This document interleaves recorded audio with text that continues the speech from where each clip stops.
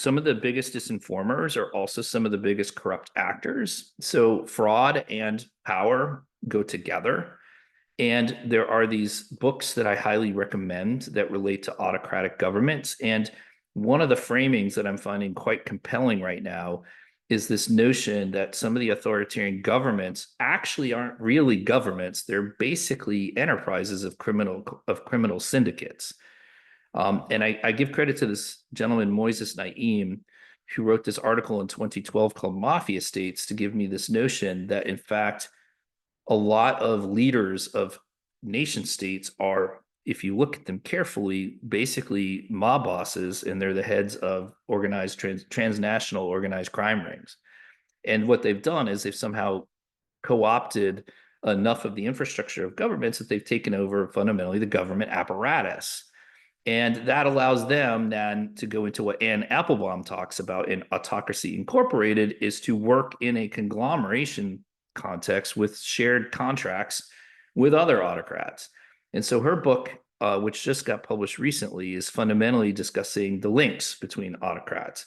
And the way I would summarize her book is that you've got organized crime rings working together, many of which have intertwined with nation states, and they have to collaborate. And I'm just paraphrasing from her book. So, and then the tech coup, which is Marietje Schaake, who is in the Cyber Institute at Stanford and is a former Dutch member of the European Parliament.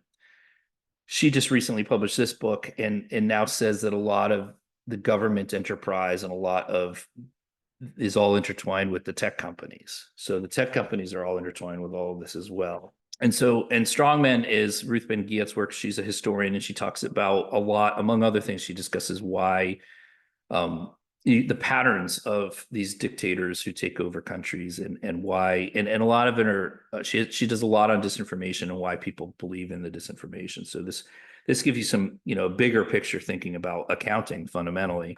This is from the American Enterprise Institute that basically says corruption and dictatorship go together. I don't think that actually surprises anybody.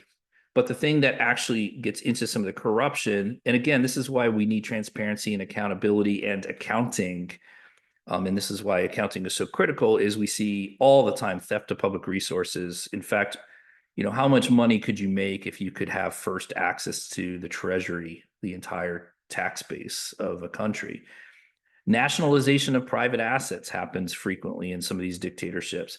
Reallocation of assets to sycophants. In fact, I read an article, a scientific article, that says that one of the first actions that often happens when there's a new dictatorship is that the, quote, elites who were overthrown, their assets are taken and they're reallocated to friends of the dictator. Then you get into things like bribery, laundering, and laundering usually takes resources out of the country, extortion, wealth inequality. You get the idea.